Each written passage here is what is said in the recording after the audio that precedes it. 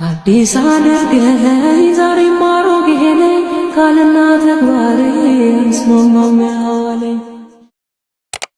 አረብ ሀገር ለመስራት የሄዱ የገጠር ልጆች ከገጠር መተው ከተማ ማነው ከአረብ ሀገር መተው ወደ ገጠር ሲገቡ ለብሰውት የሚመጡት የሚይዙት ሻንጣ የሚይዙት ብር ሁኔታቸው ሁሉ ነገራቸው የገጠር ሴቶችን ያማልላል። እኔም ሄጄ እሰራለሁ ይላሉ። ወንዶቹ ራሳቸው እንደዚህ አይነት ሴት ስትመጣ በቃ አሁንም በቃ አማለለችብን ሁሉም ልባቸው ሊሸፍት ነው ይባላል። እንዲህ አይነት ሴት መጣ በሄደች በ15 ቀንና በአንድ ወር ውስጥ ብዙ ሴቶች ይጠፋሉ ይባላል። እንዲያውም ላታረገው ትችል ይሆናል እቺ ልጅ ግን እንደዚህ አይነት ሴት እቺ ልጅ መጣ የጎረቤቷ ልጅ መጣ በተመለሰች በ15 ቀን ውስጥ 4 ሴቶች ጠፍተዋል። እና መከራቸው ነው ወስዳብን ነው ወስዳቸዋለሁ ከተማ ነው ብላ ወስዳብን ነው ብሎ ነው የሚያስቡት። ግን አይደለም ላይሆን ይችላል። ግን ልባቸውን ያሸፍታሉ እንደዚህ አይነት ሴቶች በጣም ከባድ ነውና እባካችሁን ሊፕስቲክ መቀባት ጥብቅ ያለ ታይት አድርጎ ገጠር እህቶቻችሁ ጋር መሄድ በእነዚህ እህቶች መጥፋት ትሰናከላላችሁ። ማን ነው ትጠየቃላችሁ በመሰናከላቸው ማለት ነው። እና በጣም በጣም በጣም መጠንቀቅ አለባችሁ። በተለይ ክርስቲያን ኦርቶዶክስ ሆናችሁ ከመጣችሁ ሃይማኖታችሁን የምትጠብቁ በዶግማውም ሆነ በዚህ በመናፍስት ሴራ ጉዳይ ላይ የነቃችሁ ከሆናችሁ እግዚአብሔርን የምትፈሩ ከሆነ ወደ ገጠር ስትገቡ ኖርማል ልብስ ልበሱ። ከሁለት ነገር ትድናላችሁ። አንደኛ የሚመለከታችሁ የቡዳ መንፈስ ይኖራል። እንደዛ ለብሳችሁ አጊጣችሁ ስትመጡ የጎረቤት ያሳደጋችሁ አብሯችሁ የነበረ መንፈስ በደንብ ነው የሚያያችሁ። ሁለተኛ መተት ይጠብቃችኋል። መተት ማለት ነው መጣች እኮ ከተባለ ወይም ልትመጣ ነው እኮ ከተባለ በይ እንግዲህ አዘጋጅ ያን ነገር ይባላል። ሁሉም ነይ ቡና ጠጪ ነይ እስቲ እኛ ጋር አንቺ መቼ ነው እኛ ጋር የምትጮቹ ይባላል። አዘጋጅተው ይጠብቋታል። መጣው እሺ ትላለች። እንደዚህ አይነት ቦታ ሲያጋጥማችሁ ነይ በተባላችሁበት ቀን አትሄዱ። በዛ ቀን አመመኝ ብላችሁ ትቆዩና 3 ቀን 4 ቀን አቆይታችሁ ድንገት ሄዳችሁ እንዴት ናችሁ ሰላም ልጅ ቤት እንዴት ናችሁ አጠገባችሁ ያለውን ቆሎውን ብቻ መብላት ወይ የሆነ ነገር ዳቦ ቀርብ ሲያብላችሁ እሱ መብላት እና የተዘጋጀ ነገር አለመብላት። ቆይ እስቲ መጣው ብለው ምግብ ለማዘጋጀትም ሆነ እናንተ ወይም አንቺ እህቴ ገጠር ሄደሽ ከተማም ሊሆን ይችላል እዚህም አዲስ አበባም ሊሆን ይችላል የገጠር ከተማም ሊሆን ይችላል ወይ ቤተሰቦችን ልጠይቅ ብለሽ ሄደሽ ጎረቤት ለመጠየቅ በምትሄጂበት ሰዓት መጠንቀቅ አለብሽ። እንዲያው ባታገኟቸው ይሻላል። አንዳንድ ጊዜ ማለት ሙሉ በሙሉ አይደለም። ከአረብ ሀገር እንደመጣችሁ ጸበል መግባት መጠመቅ ንስሐ ገብቶ ቤት ተከራይቶ 1 2 ወር 3 ወር ጸበል ተጠምቆ ወደ ገጠር ክልል መሄድ ራስን በደንብ አድርጎ በኃይል ሞልቶ መግባት። ምንም ነገር ዛሩም ቢመጣ ቡዳውም ቢመጣ እዛ የቤተሰብም ኮተት ቢመጣ መተቱም ቢመጣ ምንም ቢመጣ እናንተ በአሸዋ ላይ ሳይሆን በአለት ላይ የተሰራ ቤት ነው የምትሆኑት። ይገባል መንፈሱ ይጎበኛቸዋል ይያዛል። መግባቱ መቼም አይቀርም እኔን አይነካኝም አይባልም። ማን ስለሆነ ነው ማይነካን ግን ይያዛል። ቶሎ የመያዝ እድል ይኖራል። ስትመጡ ከተማ ላይ ትጠመቃላችሁ ተሸኙታላችሁ። ካለበለዚያ ግን ትጎዳላችሁ ማለት ነው። ስለዚህ ለሁለት ነገር ተጠቂ ነው የምትሆኑት። ድምቅ ብላችሁ ስትሄዱ ቡዳው አለ መተቱ አለ። እንደገናም ደግሞ እህቶቻችሁንም ታሸፍታላችሁ። እንደ ሶስተኛ ከተቆጠረ ልባቸውን እንደምታሸፍቱት ጉዳት ነው የራሱ እና እኔ እንደሆንኩኝ ትሁን ተደፍረሽም ከሆነ ተንገላታሽም ከሆነ በያው ብር አፍሰሽ መምጣትሽን አይደለም ማየት ያለብሽ። ሄደሽ ምን እንዳተረፍሽ ባይምሮሽ ማሰላሰል 10 ዓመትም ሰራሽ 5 ዓመትም ሰራሽ ይዘሽ የመጣሽው ገንዘብ ሊጠቅም ይችላል። ግን ገጠር ያለችው ልጅ እዛ ሆና ሰላም እየኖረች የነበረችው ልጅ ምን እንዳደረግሻት ደግሞ ማስተዋል ያስፈልጋል። እና እኔ ባይወጡ ነው የምለው ከገጠር ከመንደራቸው ከባህላቸው ወጥተው ባይል ከሰከሱ የትም ቦታ ባይሄዱ ባያልፍላቸው ግን አይደለም ያልኩት። እግዚአብሔር ቤት በኩል እንደሚያሳልፍላቸው ስለማይታወቅ ይሄን ያክል እንደዛ ማለቱ አስፈላጊ አይደለም ብዬ አስባለሁና እንግዲህ ትዳር ህይወት የሰፋ ሲመጣ ልጅ እየተደገመ ሲመጣ የቤት ሰራተኛ ያስፈልጋል። የቤት ሰራተኛ ተቀጠረ። ስትገባም የቤት ሰራተኛ ሆና አልገባችም። እቺ ከገጠር የመጣችው ልጅ ራሷ የቤቷን ጥንቅቃ ጋር የምትሰራ ሆና ነው የተገኘችው። ለምን በቴሌቪዥን ምግብ አዘገጃጀት ያሳያታል። እናም የከተማ ምግብ እሱም ደግሞ ላጤ ስለሆነ በደንብ ይሰራል። ጎበዝ ነው እና ሰራተኛ አታውቅም። ለመጀመሪያ ጊዜ ሰራተኛ ሲቀጠር ይቺ ሰራተኛ ደግሞ አረብ ሀገር ሄዳ ሰርታ መታ ገንዘቧን ተበልታ በፍቅረኛዋ ቤተሰቦቿም ገንዘቧን በልተዋት ተመልሼ ግን አረብ ሀገር አልሄድም ብላ ቆርጣ በቃ እዚህ አዝና ሰው ቤት እንደገና ልግባ ብላ ያሰበች ሰው ነች። ከዛ ጎን ለጎን ደግሞ የእኛን ትምህርት የምትከታተል ሰው ናት። ግን አልፎ አልፎ ነው የምትከታተለው፣ በደንብ አይደለችም። ልትመጣ አካባቢ ነው ማዳመጥ የጀመረችው እና ከዛ አሁን የገባችበት ቤት ምቹ ሲሆንላት ነገሮች ሲመቻቹላት ትምህርት ማዳመጥ ጀመረች። ከጸበል እንደወጣች ነው ቀጥታ እነሱ ቤት የገባችው። ስትሰግድ ስትጸልይ ምናምን ያያዋታል እና ይሄ ነገር አልተመቻትም። ሚስት ተብዬዋ እንዲህ ያለ የቤት ሰራተኛ እንዳለ አታውቅም። በእርግጥ ሌላ ቦታ ላይ ግን ሁሉም እንደዛ መስለዋታል። ማታ ማታ ነው የምትጸልየው ስራዋን ከጨርሰሽ በኋላ። ጠዋትም ስትነሳ ደግሞ በጠዋት ነው የምትነሳው። ምንም ያጓደለችባት ነገር የለም። ግን ያው መንፈሷ መቼም ይጎረብጣታል እና ከዚህ የተነሳ በቃ በፍጹም ሊግባቡ አልቻሉም። ለባሏ ነገረችው። አረ ይሄ እኮ ጥሩ ነገር ነው እንዴ ልጆቻችንን እንዲያውም ጭራሽ እኮ ይሄ ነገር ጥሩ ነው ለልጅሽ እንዲያውም አሪፍ ነው ምናምን ብሎ ሲነጋ ጊዜ አልፈልግም፣ አይሆንም፣ አልፈልግም አለች። ለእናቷ ደውላ ነግራት ለካ የሚገርማችሁ ነገር አይ እንደዚህ ጸሎተኛ ምናምን ከሆነች ደግሞ አንቺን ትቶ አይኑን ወደ እሷ ደግሞ ያሳርፋል። ይቺ ጨዋ ናት፣ ይቺ መንፈሳዊ ናት፣ ይቺ ጥሩ ልጅ ነች ብሎ ደግሞ ወንድ ልጅ እንደዚህ ነው ወደ አይኑን ደግሞ ወደዛ ያዞርብሻል ብላታለች። ይሄ ነገር እንድትል ያደረጋት እናትየዋ ምንድን ነው አንዳንዴ ይጋጫሉ።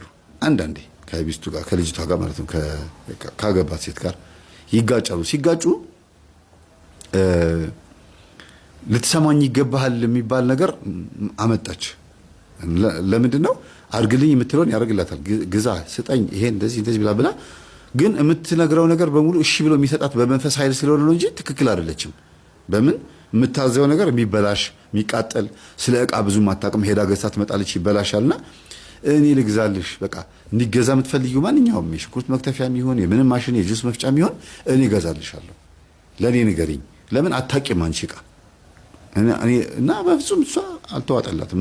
እኔ ልግዛልሽ የሚላት ነገር አልተዋጠላትም። በዛ ላይ ደግሞ ጎረቤት ደግሞ ጓደኛ ፍርታለች። ይሄ ነገር አትፈልገውም። እሱ አታውቂም የሚለውን ነገር ያመጣው ነገር አልገባትም እና የበታችነት ስሜቱን አልፈለገችውም። እንደ ነብር ያረጋታል። ወልጃለሁ ምንም አያመጣም የሚል ነገር አለ። ትቆጣለች፣ ትነጫነጫለች። በገባሽ በወጣሽ ቁጥር ኩል ከዓይኗ አይጠፋም። የምትለብሳቸው ልብሶች ራሱ ትንሽ ወጣ ያሉ ናቸው ማለት ከተማ ምናምን ሆኖ ሳይሆን የሆነ በቃ ብቻ እሱ የማይመቸው አይነት ነገር እየሆነችበት መጣችና ነገሩን ትጉት አድርጎት ገብቶ በቃ ሶፋ ላይ ቴሌቪዥን ያህል ምን ያህል የሚፈልገው ነገር አይቶ ይተኛል። ልጆቹን ያጫውታል፣ ይተኛል። መጥፎ ባህሪ የለበትም። ይሄ የማኩረፍ እንደዚህ ስለሆነችበት ምናምን የመቆጣት የመማታት ባህሪ የለበትም። ግን ታዝቦ ዝም ይላል። ሰራተኛዋ ደግሞ ይህን ትመለከታለች። አለመማር አለማወቅ እንደሆነ የሚስትየው አለመሰልጠን እንደሆነ ገብቷታል። እና ለምንድን ነው ባልሽ እንደዚህ የምታረጊው እንዴ? እሱ የከተማ ሰው አንቺ ደግሞ የገጠር ሰው እንደሆነሽ ያስታውቃል። አትነግሪኝም? እንዴት እንደዚህ ትኛች? ውጭልኝ እንዲያው ማለት ኧረ ትዬ እንደዚህ አትበይ። እኔ የሚጠቅምሽ ነገር ልንገርሽ። እኔ ከተማ አረብ ሀገርም ሰርቼ የመጣው ሰው ስለሆንኩኝ ብዙ ልምድ ላካፍልሽ። ባልሽን እንዴት መቆጣጠር እንደምትችይ ልንገርሽ ብላ ስትነግራት ተቀበለቻት። በተወሰነ መልኩ ምንድነው የተቀበለቻት? መተት አድርጋ እንደመጣችና ባሏን በመስተፋቅር እንደያዘችው ታውቃለች። አሁንም የሚገዛላት በዛ ነው ታውቃለች። ግን ያው መቼም አይነ ጥላ ትታገላለች አይደል? ባሏ ላይ ደግሞ ያለችው አይነ ጥላ መውለዱን ማግባቱን ምናምን አትፈልግም። እንደዚህ ደስ ሲለው ቤቴ ብሎ ሲመጣ ልጆቹን ሲጫወት ምናምን ያ ነገር ደግሞ ለአይነ ጥላ ቅናት ነው። ሴት ዛሬ አይነ ጥላ ካለችበት በትን ነው። አይ በቃል እንዴ ምን ነው መስተፋቅር እኮ የገባው አፋቅር ተብዬ ነው ቢልም ግን አይነ ጥላ ደግሞ ይሄን ያክል ጊዜ እንዲቆይ ደግሞ አትፈልግም። ትዳሩ አንዳንዴ 7 ዓመትም 5 ዓመትም 10 ዓመትም ቆይቶ የሚፈርሰው ማግባት የሚፈልገው አገባ፣ መውለድ የሚፈልገው ወለደ፣ በቃ ይበቃዋል፣ ከዚህ በኋላ ማፍረስ ነው ትላለች አይነ ጥላ። ለምን አይነ መስተፋቅር አፋቅር ተብዬን የተላኩት ብሎ ሲያስፈቅዳት እሷ አብራ የተወለደች መንፈስ ከሆነች ማለት ዛር ከሆነች ና ግባ ሰራዊት ትሆነኛለህ ታስገባውና አጋብታ ታፋታለች። እሷ ያጋባል፣ እሷ ታፋታለች ማለት ነው። ለመናፍስቶቹ ምንም ማለት አይደለም። አሁን መስተፋቅሩ ለምን አፋታሽ አይላትም። መናፍስት በተንኮል ስለሚስማሙ ማለት ነው። በደግ ነገር ነው የማይስማሙት። ምክንያቱም ደግ ነገር የሚያደርግ መንፈስ ስለሌለ እና ሰራተኛዋ የምትነግራት ነገር በሙሉ ጥሩ ነው፣ ግን ማድረግ አልቻለችም፣ አልተሳካላትም።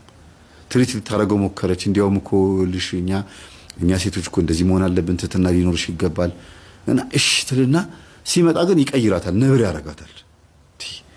ለምንድን ነው እንደዚህ የምትሆነች ሴትዮ? ችግር አለባት ማለት ነው። ስለዚህ የሆነ ስር የሰደደ ነገር አለ እና ይኸውልሽ ትዬ ትናንትና አሁን የነገርኩሽን በተግባር አልፈጸምሽም፣ ለምን እንደዚህ አልሽው? ስታ ጊዜ ውፍ ተይኝ፣ በቃ ምንም አያመጣም፣ ይኸው እየኖርኩኝ ነው፣ በቃ እንዲያውም ተይኝ፣ ካሁን በኋላ ምክር አልፈልግም፣ በቃ ራስሽን ቻይ፣ ጸልይ ብሎሻል አይደል? ራስሽን ቻይ አለቻት። እሷን ትታ ወደ ማን ዞረች? ወደ ባልየው። በሆነ አጋጣሚ ሚስትየዋ በሌለችበት ሁኔታ ባልየውን ቤት ቤት ውስጥ አገኘችው ማለት ነውና ጋሼ በሚስቶት ያዝናሉ መሰለኝ አለችው። አዎ ልጅ በጣም ነው ማዝነው እና ታዲያ መፍትሄ ልንገሮት። ምን መፍትሄ አለ? መፍትሄው አለው እርሶ ጋር ነው እና እርሶ ምንድነው ማድረግ ያለበት? ሚስቶት ላይ ያለውን ዛር እንዲያዝ ማድረግ አለበት፣ መጠመቅ አለበት። እርሶም ራሱ ችግር አለ። የሚስቶት ላይ ያለው ዛር በጣም ከባድ ነው፣ ኃይለኛ ነው። ብዙ ጥሩ ነገር መክሪያት፣ ብዙ ጥሩ ነገር አድርጊያት፣ ግን እሺ ብላ አንተ ስትመጣ ደግሞ እርሶ ሲመጡ ደግሞ አንቱ ነው የምትለው።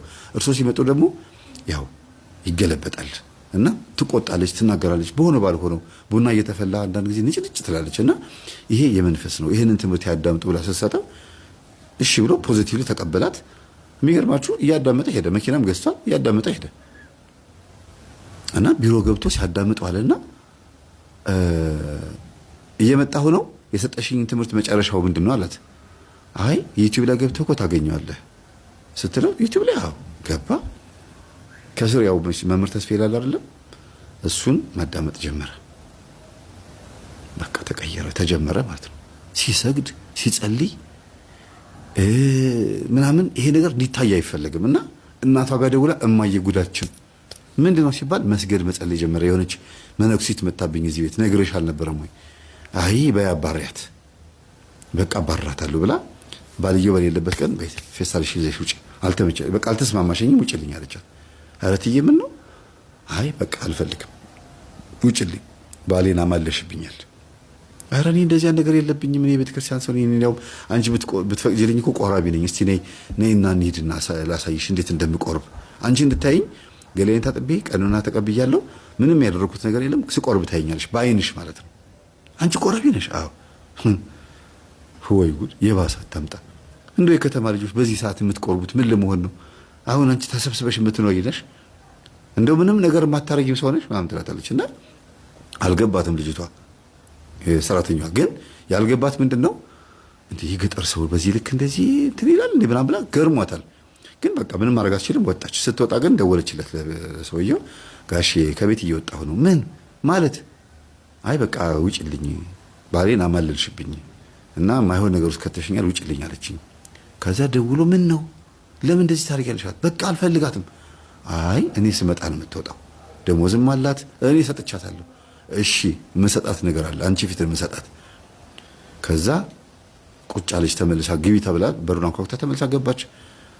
ከዛ ላግዝሽ ስትላት ምንም አታግዥኝ፣ ቁጭ በይ፣ መሄድሽ ስለማይቀር ቁጭ በይ፣ ስራ አታግዥኝም። እሺ ከዛ ባልየው አጋጣሚ ሆኖ ደስ የሚለው ነገር ከ2 ሰዓት በኋላ መጣ።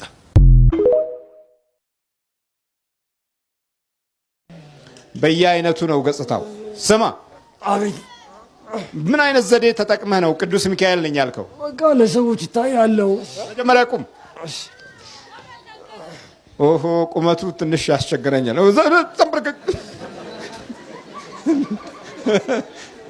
ልንጠራራ ሆነ እኮ ለዚህ መቀነስ ነው ያለብኝ። እሺ ስማ። አቤት አቤት አቤት። ሌሎች መንፈሶች ይታያለው። በሌሎች መንፈስ ነው የምትታየው? አዎ። ቀና ብለው ያዩኛል። ቀና ብለው ሲያዩ? እሺ። ልጁ ደግሞ ያው ለምኖ ነበር ቤተክርስቲያን ሄዶ ለምኖ ነበር። ልጁ ምን ብሎ ለመነ? እግዚአብሔር ሆይ ሕይወቴ ተበላሽታለች፣ ስለዚህ ይለውጥልኝ ዘንድ ቅዱስ ሚካኤልን ላክልኝ ብሎ ለመነ። አሃ ቅዱስ ሚካኤልን ላክልኝ ብሎ ለመነ። እሺ ከዛ ኋላ እኔ ከቻልኩኝ። እንዴት ከቻልክ? በቃ ከላይ ሌሎች መንፈሶች ይታያሉ። እና ቅዱስ ሚካኤል መሰለው እሷው ሌሎች ልጆች እንደዚህ ቀና እያሉ ስለሚያይ በቃ እና ሕይወቴን ሊለውጥልኝ ቅዱስ ሚካኤል ላክልኝ ብሎ ያውናል ልጁ። አመነ?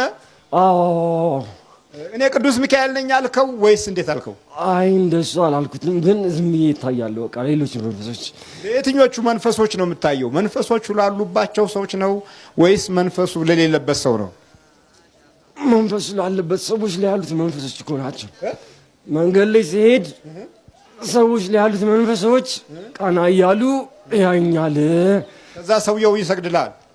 ሰውዮቹ አይደለም ፊታቸው በቃ እንዲቀና ብሎ ሳይ ወደ እኔ ሌሎች ሰዎች ላይ ያሉት መንፈሶች እሱ ቅዱስ ሚካኤል እየተከተለኝ ነው፣ ሕይወቴ ሊለውጥ ነው እያለ ያምናል።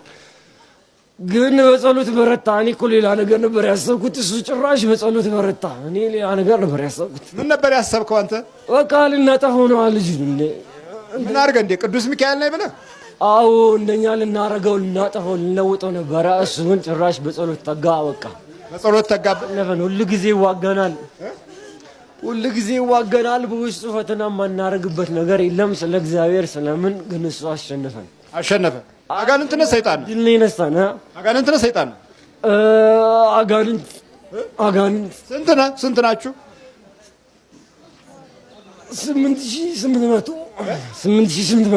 8800 አዎ። እሺ የትኛው ነህ በተለይ ቅዱስ ሚካኤል ነኝ እያልክ ለሌሎች የምትታየው? ጠቋር ነህ? አዎ ራሱን አሟለው። እሺ አሳምዋለሁ ራሱን። ምንም ልጁ ምንም እኮ ናት። ድንጋይ ታውቃለህ? ድንጋይ ምንም በቃ አይለወጥም። አሸነፈን። ምንም ነገር በላ። የሚገርም እኮ ነው ልጅ እኮ። ምን ይሰራ ነበር? ምን ይማር ነበር? ያው ዩኒቨርሲቲ ነው። የት ዩኒቨርሲቲ? ጎንደር ዩኒቨርሲቲ። እና ተማረ? ምን ይማራል? አሁን መጣ። በሚቀጥለው ዓመት ነው የሚሄደው። 1 ዓመት አቋርጧል። አሁን 1 ዓመት አቋርጦ በሚቀጥለው ዓመት ነው የሚሄደው። አሁን ሊሄድ ነበር ትምህርት ቤት ግን ቀረ። ለምን አስቀረው? በቃ አመመው። ያው ይሄም ነገር አለ ቅዱስ ሚካኤል የሚለው ነገር እኛ የሸወር ነው። በቃ በሱ ምክንያት ያው እሱስ ተቀብሎ ነበር። እኔ ጋር ቅዱስ ሚካኤል አለ እያለ ያወራ ነበር። አዎ ያወራ ነበር። እዚህ ነው እንደው አገልጋይ ያወራል። ለማን አውርቷል? እዚህ ያለ አይደል እንደ አገልጋዮች። እሺ ና እዚህ ቅዱስ ሚካኤል ለማን ነው ያወራው? ለምን ብለህ አወራው? አብረህ አወራ? በቃ እናቱ መጣ ለሱ ጋር አገናኘችው። ከዛ በኋላ በቃ ነገሯ እነዚህ ሰዎች ያለው ምናምን አለ። ምን ብሎ ነበረ? እሱ ነግሮኝ የነበረው እዚህ እናቱ ይዛው መታ ስትጨነቅ ምንድነው የሆነው ስላት ቅዱስ መንፈስ ከኔ ጋር አለ ይላል አለች። ከዛ ልጁን ጠራውትና እዚህ ድንጋው ጋር ቁጭ ብለን እስቲ ምንድነው የሚታይህን ንገረኝ ስለው ጎንደር ዩኒቨርሲቲ ተማሪ ነኝ አለ። እና ሳየው አስተማሪው የቡዳ ዛር እንዳለበት አወኩኝ አለ። በኋላ በውስጤ አሁን ይሄን ቡዳ ልጁ ሲበላ ከርሟልና ማቃጠል አለብኝ አልኩኝ አለ። ከዛ ምን አረከ ስለው በቅዱስ ሚካኤል ስም ለ1 ደቂቃ ተቃጠል ስለዋለ ማይክ ይዞ እያስተማረ ይላል አለ። እየቆየ ደቂቃው ከሞላ በኋላ ማስተማሩን ቀጠላል። እሺ አልኩት። አንተ ይሄ ሁሉ መንፈስ ቅዱስ ነው ወይ የምትለው ስለው አዎ ነው አለኝ። ጸሎት እንዴት እንደሆን ስግደት እንዴት እንደሆን የርኩስ መንፈስና የመንፈስ ቅዱስን ለውጥ ሳስረዳው ይንቀጠቀጣል። እሺ መንፈስ ቅዱስ አንተ ጋር ካለ ለምን ትንቀጠቀጣለህ አልኩት። እኔ እንጂ አለኝ። ደግሞ ይቆጥለ ይላል። ምን ሆኖ እንዲህ የምትለው ስለው ቅዱስ ሚካኤል ከኔ ጋር ስላለ ክፉ ሐሳብ ሳስብ እሱ ሲመታኝ ነው እንዲህ ምለው አለ። እንዴ ቅዱስ ሚካኤል እኮ እንዲህ አይመታም ደግሞ እንዴት እስተተርፋለህ በሰይፍ ተመተህ እያልኩ ሳስረዳው ባል እንገናኝና እንመካከራለን ስለው በዛው ጠፋ። አላገኘሁትም። ባለፈው እናትየው መጣች። እንዴት ነው ስላት እኔንም መሸሽ ጀመረ። ያየኝና አንቺ ውስጥ ቡዳ ዛር አለ ይለኝና ከቤት ወጥቶ ይሄዳል አለች። ድጋሚ ጠየቁት። አንተ ጋር መንፈስ ቅዱስ ካለ ቡዳ ዛሩን እንዴት ትሸሻለህ? እንዳውም ቡዳ ዛሩን ማቃጠል አልነበረብህም ወይ ስለው ጥርጣሬ ፈጠረበት። አሁን በቀደም ሲጠመቅ እዚህ ጋር ከዛ እኔ ጠቋር ነኝ ብሎ ተጋለጠ። አያችሁ?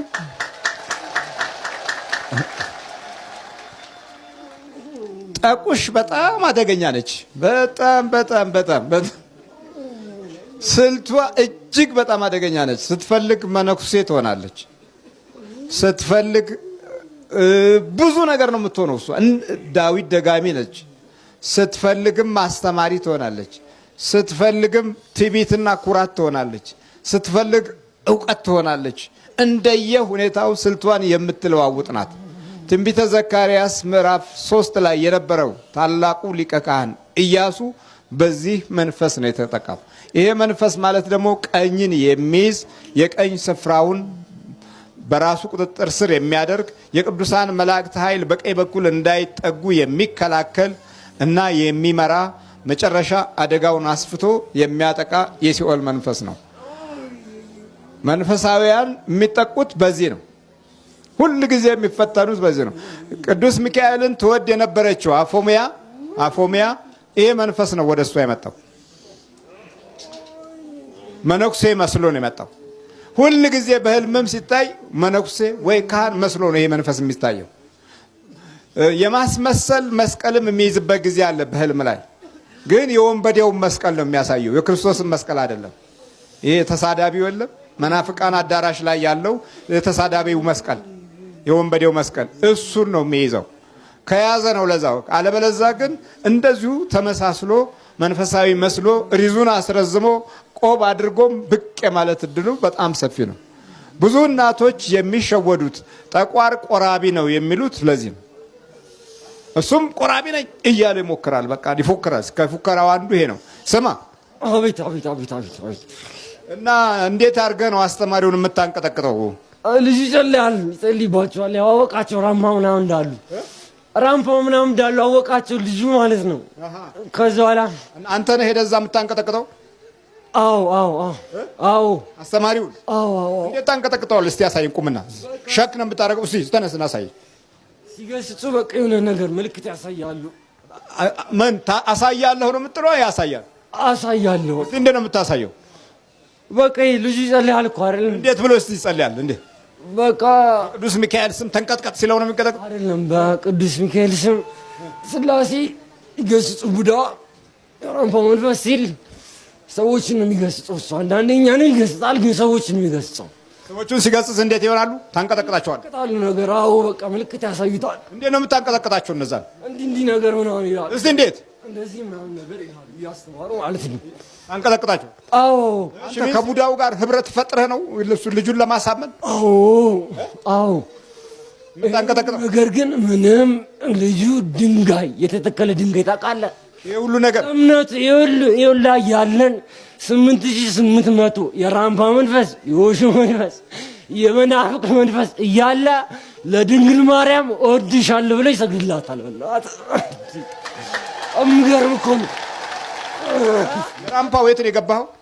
የራምፓው ይፈልግ ነበር ልጁ።